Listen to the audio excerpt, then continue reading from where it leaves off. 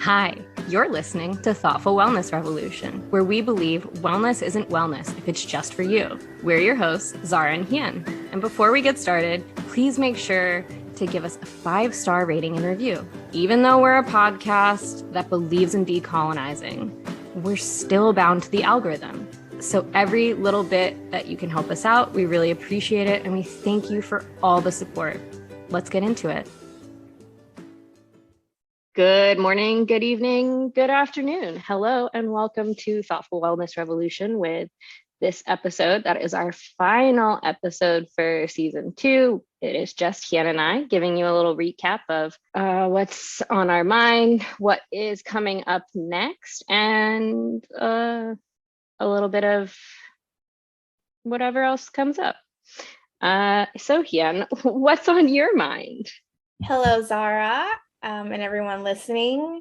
What's on my mind currently is that it is summer. Summer is in full swing. That's me wishing I was still in spring, and it's hot as balls. And today, Zara and I both are in different locations, but are super hot, and we both don't have AC today. So that's on my mind. Yeah, that is very much at the forefront of both of our minds here. It is fucking hot. I kind of expected to come on here and think I'd have a whole lot to say because I don't know if you've been living under a rock or if you're listening to this not as it comes out, but Roe v. Wade was overturned last week and we are all deeply unhappy and enraged. Did you have specific thoughts you want to share on that, Hien?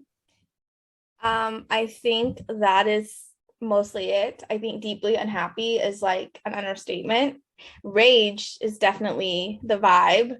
And yeah, it just feels like I'm living in like the weirdest, most nonsensical, surreal, horrible timeline.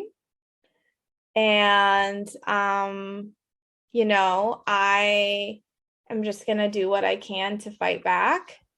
And I think most people listening have, their own thoughts and takes on this. And I just want to say, like, whatever you feel like you need to do to fight back, to do it. Because there's so many different things going on right now and so many different takes. But, I'm not here to tell people what they should or shouldn't be doing. I think everyone has their own role. I love that you say that because I will name some things people can do. Not that I think anyone should do, but these are just some thoughts I had. And my dog has some thoughts in the background if you can hear, and I apologize for that. One, I've seen too many TikToks of white women being like, we need to stop dressing like handmaidens and we need to start dressing like warriors. And it's like, this is not cosplay. So we maybe just stop the cosplay. This is people's lives. Voting obviously is not going to save us, but don't give up on voting because that is a way Republicans are trying to take away our power in gerrymandering and other tactics that have been used. And instead of posting that people can quote unquote go camping at your house in your state if they need to, fucking get in contact with your local goddamn abortion networks and stop cosplaying like you are the fucking Katniss Everdeen of our goddamn country, because none of us are. Ooh, okay. I was gonna not say anything and now I have broken real quick into rage, but yeah, no one person is going to save us. Stop thinking you're the special one with the special idea. There's literally so many people, usually Black and brown folks, who've been doing this work for so goddamn long because for years they have known that this is what the goal was to try to overturn Roe v. Wade.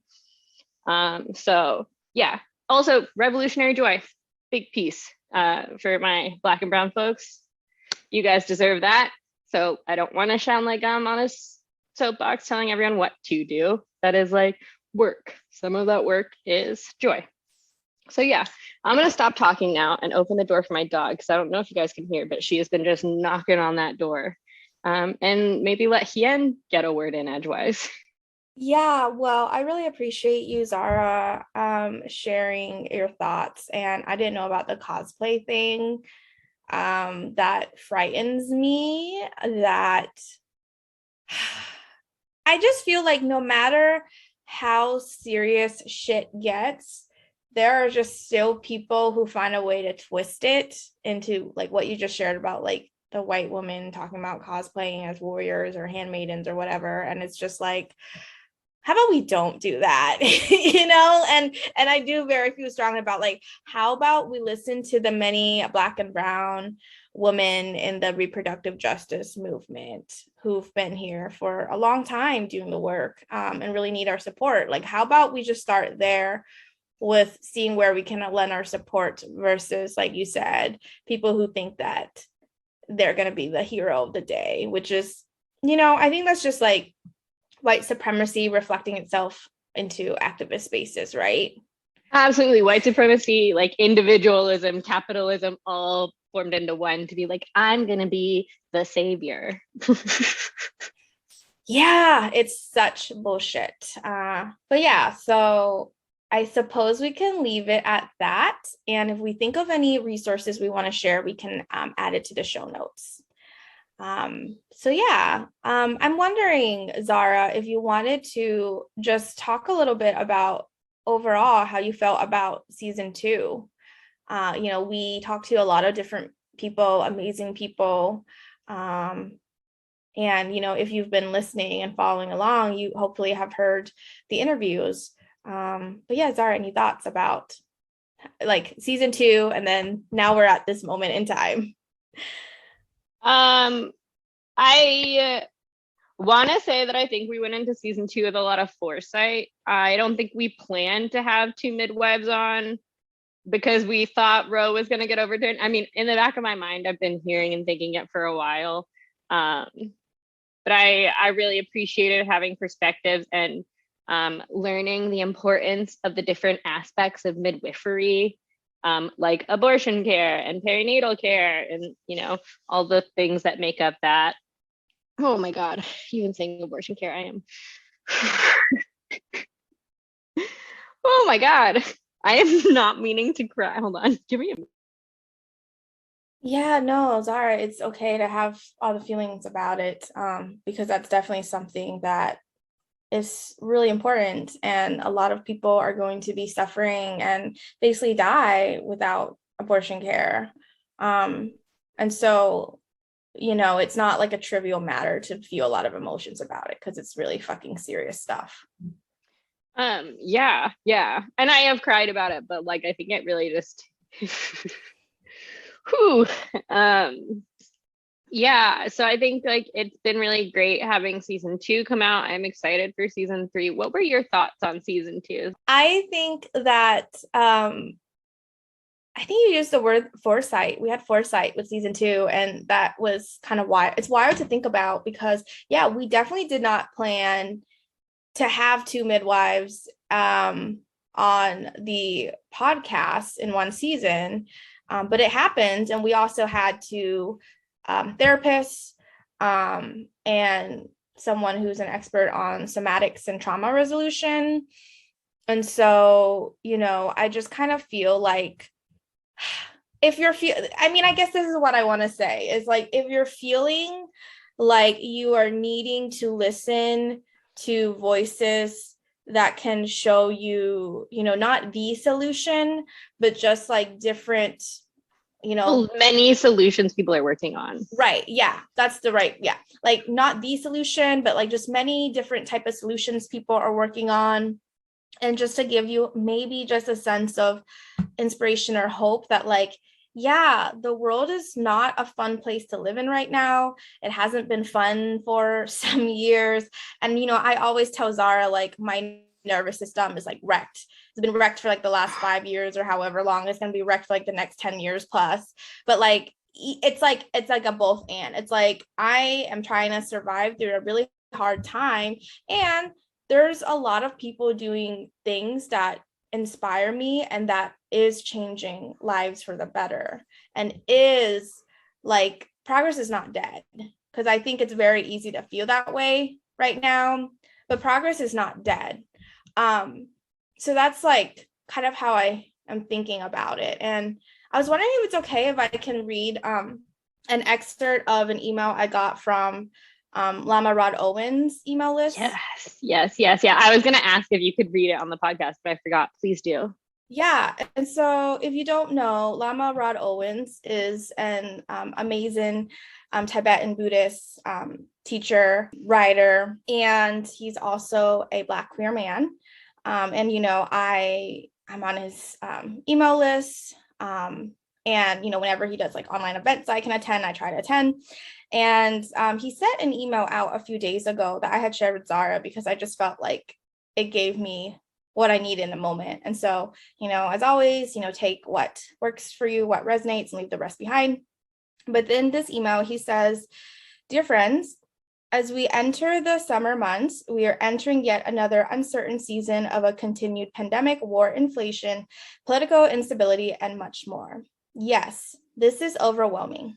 However, as I prepare to transition into summer, I remain grateful for being alive in this body and on this earth because I want to be here to help and facilitate a new age of awakening. Contrary to secular understandings of apocalypse being the end of life, a sacred view understands apocalypse as rebirth through truth-telling. As the truth disrupts, we are called to hold space for the discomfort of this disruption, letting it go when we need to, and then turning our energy and attention to rebuilding a world centered on the truth. Considering all this, we must understand that summer is a continuation of the work to get free. We remember that a new world is arising, and we continue loving, caring, and dreaming this new world into existence. This is how you tend to the summer of apocalypse. With love, Lama Rod." And so immediately when I saw that email, I was like, you know what? I just feel like I needed to send it to Zara. So I did. No, I loved it and I appreciated it because I do think personally, I am an eternal optimist. I will always turn to hope. Obviously not like, what is it? When it's like stupid hope, you know what I mean? Where it's like, there's no reason to be hoping right now, but you're hoping. Not like that. Like not where you're delusional, not delusional hope, but like hope that things can get better and that this is a time for change and this is a time for growth and for things to be brought into the world. And I think a lot of us are thinking about this as a sprint or a single fight, when a lot of people don't remember that, was it the Montgomery bus boycott? That lasted 13 months. It wasn't just Rosa Parks sitting on a bus one day and then people were like, oh my God, Black folks should be able to sit wherever they want on the bus. No, it was like hard. It was, you know, a hard battle on many little things. And yeah, I think that's kind of where hope comes in, is it's not one thing, which is white supremacy, that's going to save us or end us. It's a bunch of little things, and we have to have hope and stay in truth, which is, I think, sometimes hard to discern with the world we have going on right now. Yeah. Yeah, it is definitely something that is hard to discern, but of course is something that is always worth seeking. And, you know, I just want to remind everybody that like your podcast host, Zara is a Sagittarius and I am a Sagittarius rising. And so the whole eternal optimist, like big philosophical thoughts, big picture thoughts, but we got to keep going. The fire. I mean, I feel like we express or represent the Sagittarian vibes a lot on this podcast. And I think everything you just said, Zara, it's very much like, yeah, it's no exception this time. Like no exception this time. So I was wondering if you wanted to share a little bit about what we might be doing next. What we might be doing next, we are preparing guests for season 3. We already have one lovely guest who we've already recorded. Woo-hoo. But another thing we're going to be doing is, so obviously we believe very much that wellness isn't wellness, it's just for you on this podcast. We also believe that leftism ideas and theories should be kind of interwoven into all the conversations we're having in this country right now. Like it shouldn't just be talking about leftism and politics. Because there are a lot of systems that are based on the current systems that we have that just don't work anymore. Like, I want to say, I don't know, Hollywood. So one of the things Hien and I really are excited to talk about is kind of give some leftist takes to pop culture stuff.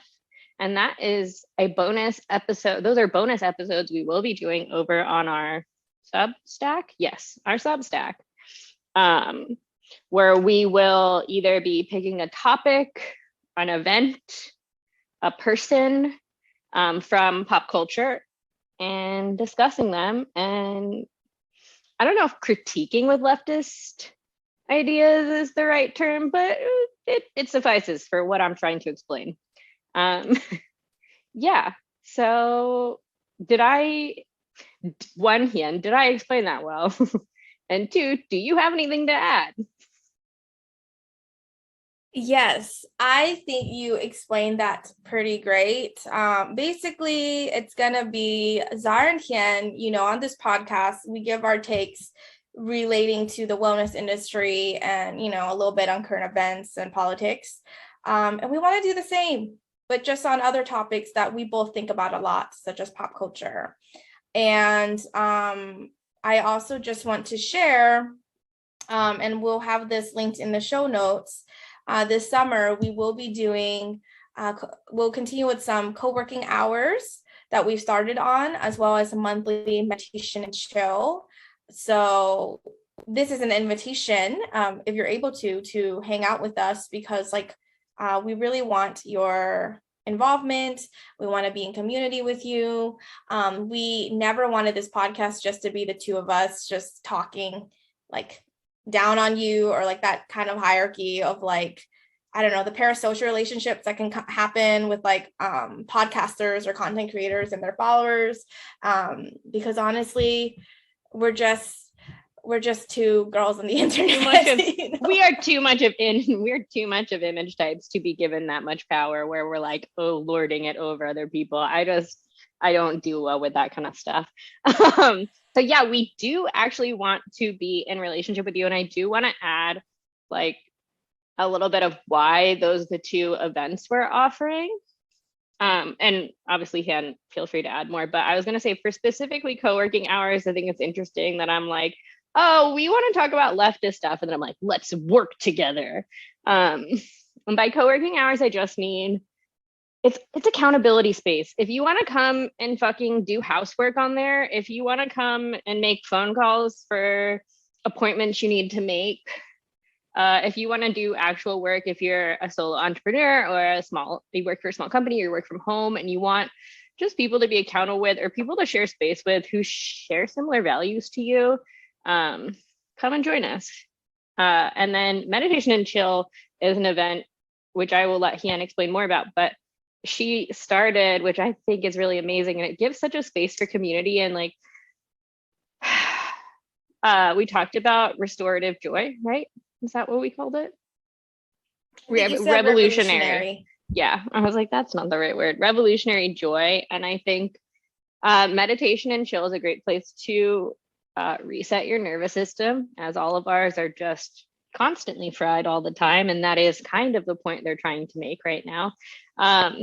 But to have a space where you can come and reset your nervous system and be with people where afterwards you can just chat and be what the fuck is going on here? Or man, I love that meditation. Have you seen this TV show? Or just something silly. You can chat about anything. It's really just to build space and community. But yeah, Hien, you know that event better because you started it. So do you have anything to share?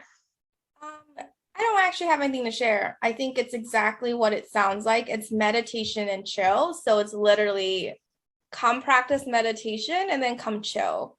Very low stakes, and it's always going to be free.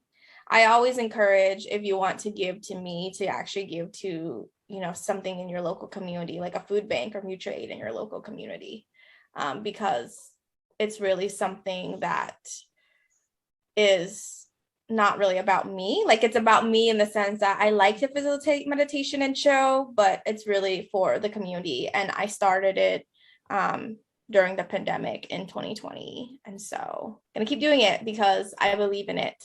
And yeah, so Zara, I'm curious to know, kind of circling back to talking about some of our bonus episodes, ideas that we were that we will be doing later on. I'm curious to know if you have any thoughts on anything pop culture right now. Yeah, I do have some thoughts on some pop culture stuff, and we're going to talk about Brad Pitt. Um, I don't have tons to say about this because I haven't been watching it too in-depthly, but I am a part of some pop culture subreddits where I get to see some of what's going on. And I think he had a new GQ cover where they dressed him up like Timothy Chalamet. Like if Timothy Chalamet or Harry Styles were doing a cover where they would like dress him kind of like eclectic, or what is it, eccentric, and like gender non-binary in sorts. And I believe one of his quotes, and I'm going to misquote this, but it is not as misquoted as it is going to sound. He says something like, I am a man. I am a murderer. That's a specific line from it. And it says like, you know, like, what do we all do? Like, I am an expanse of a human or some bullshit like that. And it's like, I don't know, maybe if you're accused of domestic abuse, don't fucking use the quote, I am a murderer, in an article that you've been featured in. Also, there are talks that he wants to sue Angelina Jolie over defamation and use the I don't even want to talk about the case, man, because it's so fucked up and everyone is so fucking okay. Maybe this was a bad topic to pick because I just am angry about this is what it is.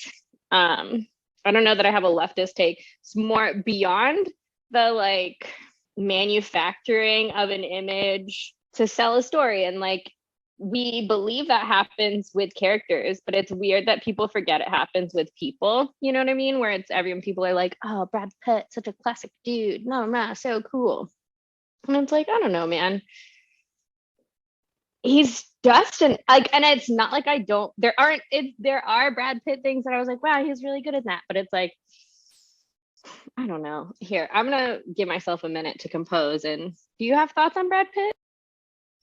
Well, you know, something that I think about is basically like all these celebrities that we know about, like the really big ones where they're like household names, it's like their image is like really carefully crafted, right?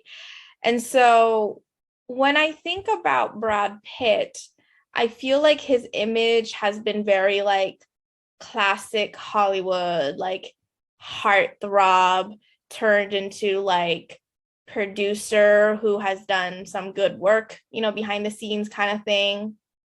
And for the most part, is usually like seen as admirable. Like, yeah, there in the 2000s, there was like the whole Angelina Jolie and Jennifer Aniston like romance But even scandal. that, he wasn't placed as a bad guy. They were both placed as bad guys.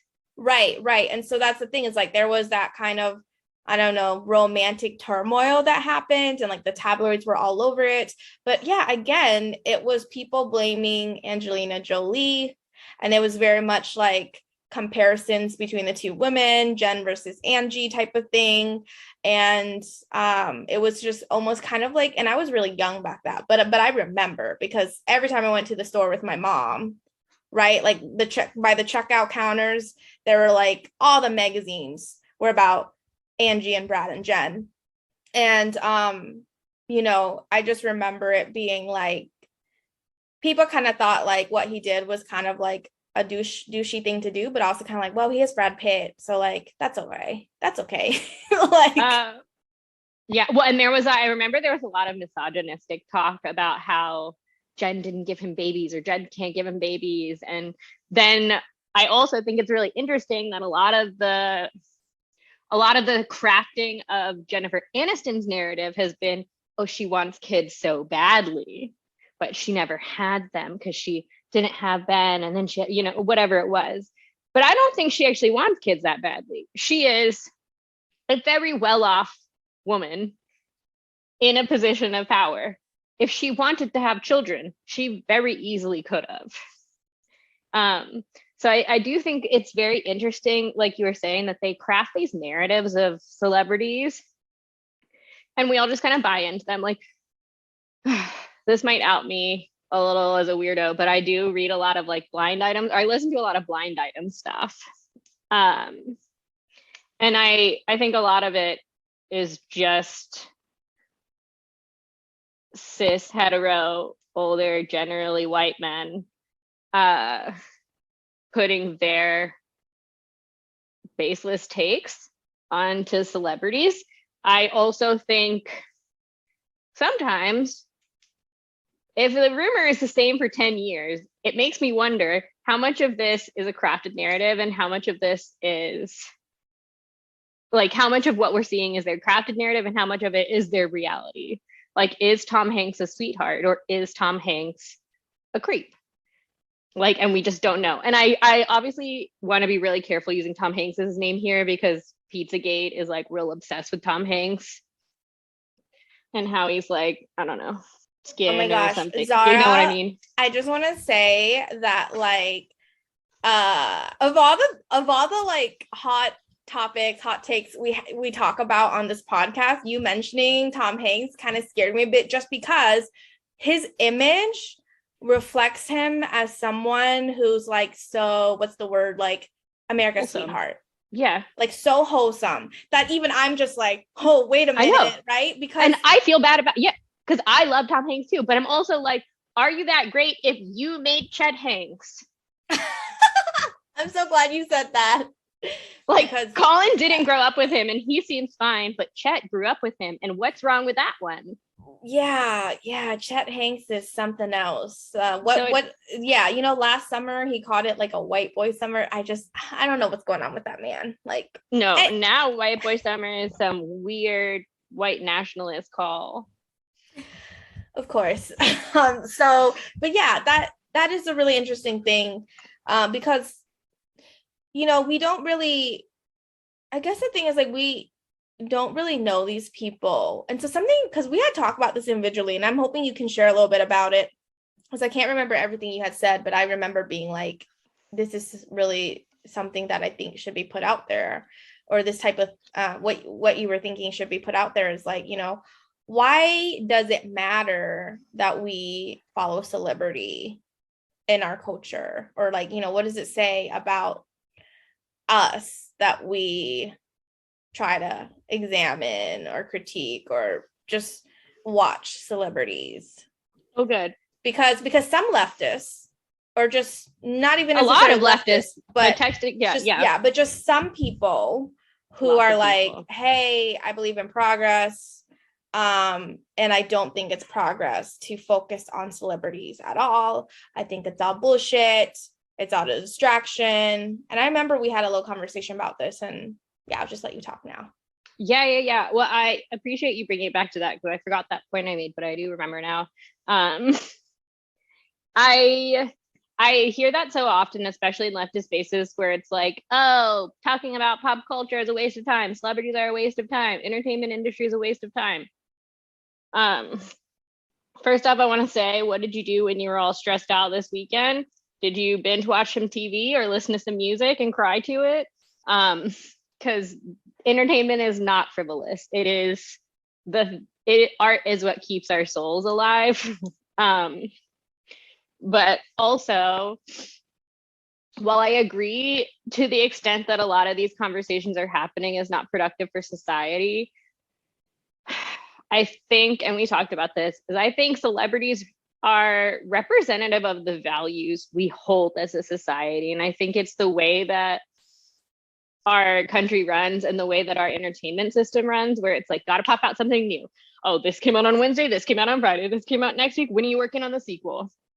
If you keep it moving and keep it going, any sort of critiques you place on a piece of media or a celebrity get caught up in the cycle of the week, and then we move on to the next thing. And I think that is obviously representative of a cultural value we have, which is like novelty, where it's like we always got to have something new, but it's to avoid that discomfort of sitting with the critique. And I think the space for those critiques is what we need more of, versus saying, let's get rid of media, let's get rid of the industry, let's get rid of celebrities. And like, don't get me wrong, in an ideal world, I don't really know that celebrities would exist for me. Just because in an ideal world, we could all be actors or all be musicians and do other things that contribute to society, where you don't have to fetishize specific people. But yeah, I do think it's a way to look at society and see what we value and where we place that. Which is a different point that I made during our other conversation, but here we are. So we get for not recording it. I think the points are pretty similar, because I think what you were just, something I remember what you were saying when we initially talked about this topic was just how there's an issue in how fast the news passed by. And I think that's what you were referring to when you say, like, instead of being in the discomfort of the critique and seeing how, like, what celebrities might do and the news on them reflect us, right? We kind of just move on to the next story. Right. Like Beyonce's new album, where she both claimed to stand with workers and crossed several picket lines in the last year. Zara, you're gonna get us canceled. First you went for Tom Hanks, but hey, now you went honestly, for Beyonce. I know. I'm just like, let's rip all of America's sweethearts down. In fairness, I didn't do what Beyonce did. I didn't choose for her to come out with an album, but as you can see, it's like already basically old news. Like, people already had the critique where they were like, well, first people had the excitement where they were like, yeah, Beyonce supports the working class and the great resignation of 2021. And then they were all like, Beyonce doesn't support us. She crossed picket lines. She does things that don't support unions. I think they've had like non-union workers for her tours or something along those lines. I can't remember what the specifics were about that, but it doesn't surprise me either way. But it's like, all those critiques are done. And I know Roe v. Wade came out on Friday. So like, obviously that took precedent to, an album, but it's like the space we lost to critique that is what we need, because then we can all say, okay, well, like, why are we listening to this album? And why are we all trying to go back to, it's weird how we're cycling through decade trends so fucking quickly. Like, we were in, and it's interesting to me also how we always skip the 60s. Think about it. We will do the 70s. We have bell-bottom jeans, velvet, 80s, 90s. We're already doing 2000s. Basically, with Beyonce's album, we're doing 2010s because we have electronic with Beyonce.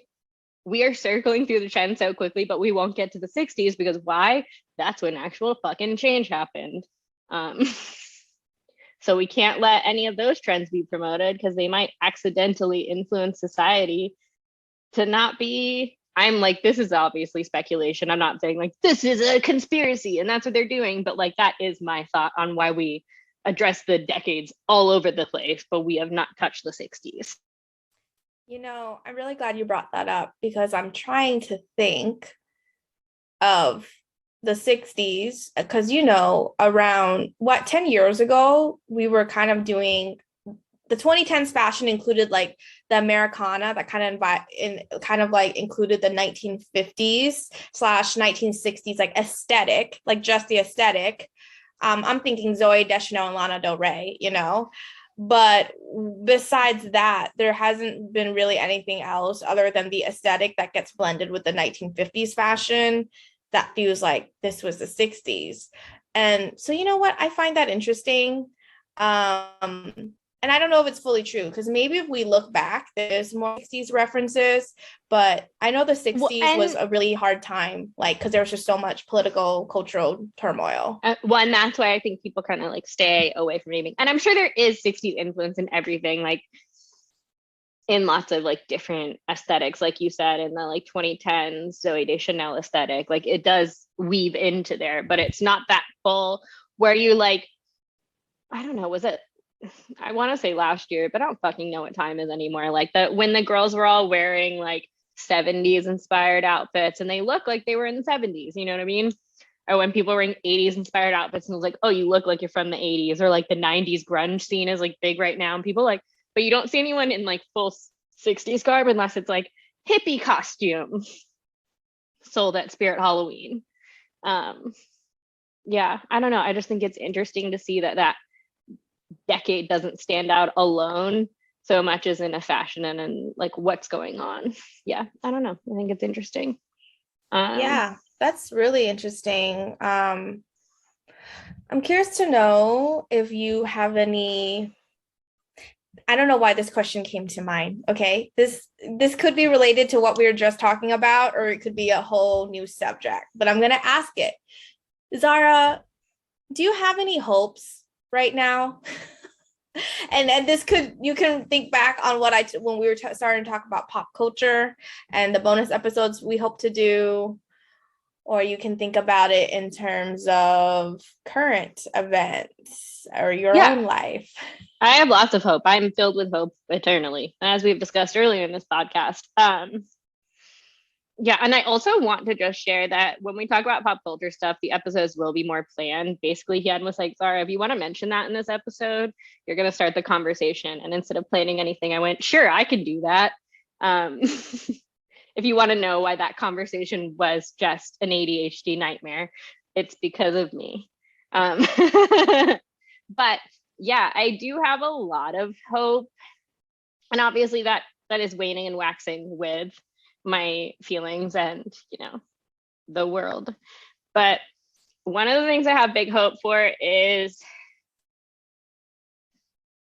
and I know this sounds so weird because they're genuinely trying to take this right away from us, but like the internet, like access to the internet gives us a lot more access to people's different ideas and stuff. And I think that gives me a lot of hope, is that while there is a lot of misinformation being spread around, there's also a lot of like actual information and places to learn from and people to learn from.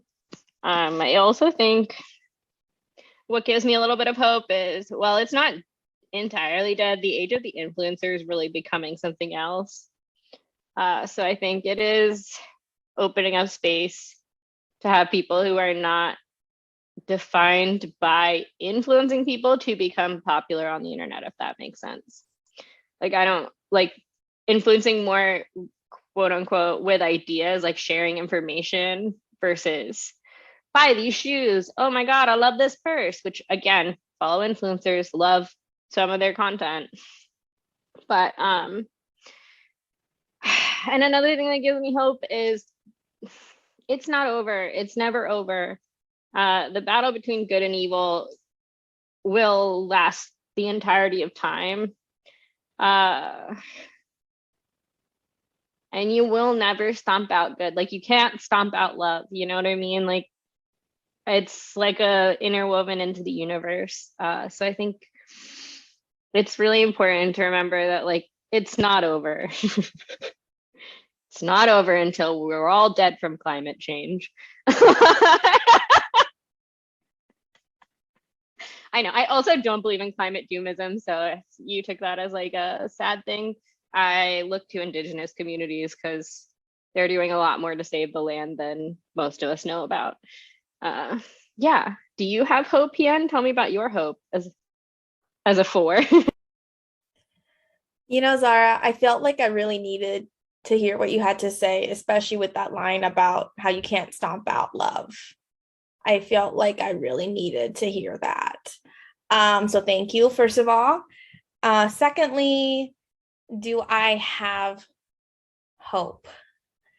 I feel like hope is a lot like happiness in that it's very like fleeting for me.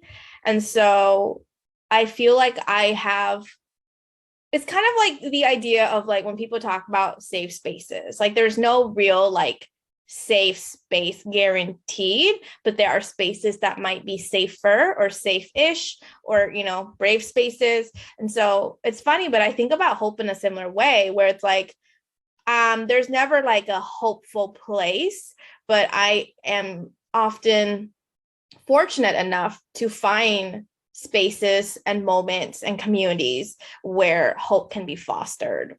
And so obviously doing this work with you, talking to the people, our guests, the people we interview, that does give me hope, as well as, learning from Black and Indigenous folks and seeing what they are doing to basically save all of us. That gives me hope. Even seeing allies do the best they can, or allies or accomplices do the best they can to support the folks who are at the front lines, that gives me hope. Seeing people, and I guess I can count myself in this group, the quote unquote healers. So the people who tend to the trauma and grief, our collective trauma and grief, that gives me hope. But, it's like the whole safe space thing. Like there's never just true hope that's always guaranteed. It's kind of like I don't know how to explain it. It's like kind of like building culture, right? Like there's no like one true hopeful place I can go to, at least not while being in the US, or actually really anywhere in the world, because I'm a 4 and I could go to the most idealistic country and I'll still find something wrong with it. Me. So yeah.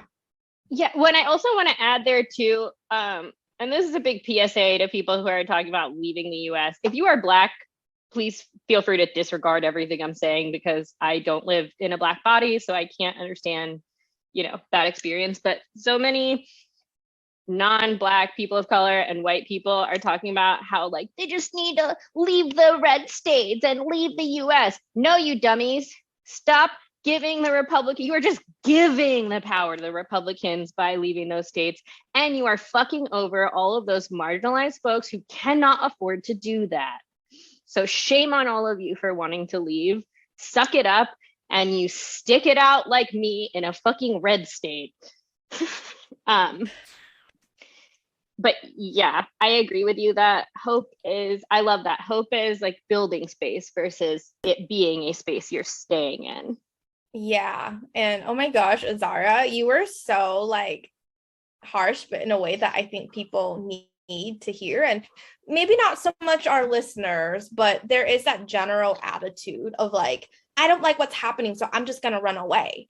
And the thing is, it's not like I haven't thought of it. I think it's okay as human beings to feel like when we are faced with challenges to want to run away, but that's not going to solve the problem. When it's a trauma response, flight is a trauma response. I do understand that aspect of it. But again, yeah, what you're saying, it does not solve the problem. And like, it's just making it easier for Republicans to bulldoze over in those states and those people. And that is unfair. And it's not even just Republicans, please. We know that, but yes, it's not just Republicans. It's really the people in power who are the status quo keepers. And sadly, it does include Democrats. That's not going to get us canceled. Or if that does, I don't care. If you cancel us over the fact that we think Democrats are pieces of shit for the general most part, good the fuck bye and don't listen to this podcast anymore. Oh, that's so funny. Yeah. I mean, honestly, Zara, I think most people in our generation get it. Most people get it. And my bigger issue is that those people need to vote. I'm not a vote blue no matter who person, but I am voting is not going to stop this, but that doesn't mean you stop voting. Yeah, I think that is a fair take. And I don't know. I started to think, I asked you about hope, and then I started to think about the things that made me hopeless. And so I'm just going to pause and take a breath and just say that, I feel as if there is the way that you said that you can't stomp out love. I feel like there's always the possibility for hope. And that is something that I try to lean into during difficult moments of like, a lot of scary things are happening right now.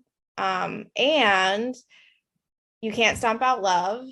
And there's always possibilities for an alternative world, like a new world is waiting for us, or some of us will go back and listen to our podcast episodes with the midwives, Yeah. Some of us are already creating that world we are desperately needing. And so that there's always that possibility of hope. And there's always people who can join them and help them, or maybe you yourself are doing something, right? We're doing things. So that possibility is always there. So I'm just going to leave it at that, Zara. If you want to mention anything else before we close. Well, in true ADHD fashion, I do remember the pop culture topic I wanted to talk about during this episode. But it does feature spoilers for Umbrella Academy season 3, which I don't know if you watch Umbrella Academy. I think you would like it, so I definitely recommend checking it out. And I won't go into too many spoilers, like specifics, but I will say people's lack of intersectionality on their takes about characters and character arcs makes me fucking furious. So there is a character on Umbrella Academy season 3 who, spoiler alert, don't get mad at me if you haven't fucking watched this season, you're mad about it. There's a character who goes to their villain arc. And did I like the actions of this character? No. Do I recognize the intersectional layers of what maybe made this character behave in the way they did? Yes. Did I go online to find thousands upon thousands of takes? This character is a Black woman, by the way, where they were just like, she's the worst and unredeemable. She's a monster. And it's like, maybe be careful about the language you're using when describing specific groups of people. Maybe also remember that like that character was written by people, mostly white people in that writing room, who maybe didn't understand the nuance and the context and the intersectionality of creating a character with the specific arc that you are discussing and that we follow in the show. And it is really interesting to me to see how people are like, oh, pop culture is useless and all these takes are garbage, when people are lacking the media literacy and the understanding and the grasp of intersectionality to actually be able to critique things in a way that is, I don't want to say productive because that feels like a very capitalistic word, but in a way that moves the conversation forward. Yeah. So if I hadn't have talked for so long about Brad Pitt and Tom Hanks and Beyonce, that is a conversation we probably would have been having. But instead, you're just going to get that little hot bit at the end from me. You know, I love hearing you talk, obviously, but I also just really appreciate all your pop culture, I guess, knowledge. Like Zara would send me like interesting pop culture, I don't know, TikToks or like news, or like would mention things that I didn't know about. And I always appreciate it because I also follow pop culture. But I think, Zara, you have a broader perspective on pop culture than me because I'm very into the royal family. And I feel like that's like a dirty secret as someone who considers herself a leftist, to be like, and I follow the monarch, you know, because I find them interesting. And so much that has been happening in the monarchy, in the British monarchy right now, I feel like really reflects on culture. Yeah. Especially in the West. Yes. And so, yeah, I just want to say thank you, Zara. Is there anything else you want to say? No. Yeah. Thank you for thinking that. I don't think I have like brilliant takes, but I appreciate that you let me talk about pop culture. And I do feel like we are releasing a dirty secret. Thank you for outing us as a royalist and pop culture lover. Because it does feel dirty saying that in leftist spaces, but I stick with the view I espoused earlier on this episode, which is that we need to be having conversations about these in a slower way, not in like a give me your hot take on Beyonce in 2 minutes or less, and let's move on and never talk about it a way. But yeah. Well said, Zara. I definitely agree with it. You know, we talk about people who have more power than us. So I kind of feel like there's a sense of like, well, why wouldn't you want to pay attention to what people who have power and influence are doing in our world?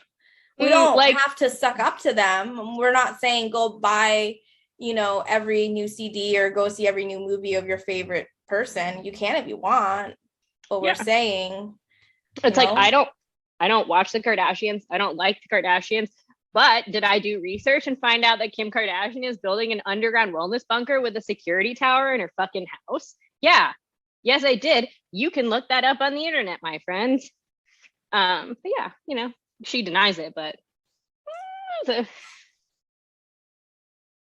a report put in by your neighbor. So I don't know, man. It's not a report, like a complaint. Anyways, yeah. So this episode has gone on much longer than expected, but I think it was nice. Yeah, it was great. So thank you everybody for listening. And, please make sure to subscribe to our Substack. And if you pay $5 a month, you can also get our bonus content. Yeah. Oh, I was going to say, which includes our bonus episodes, and we'll be including our bonus pop culture episodes. So if you like this all over the place episode, you will love the more organized ones. All right.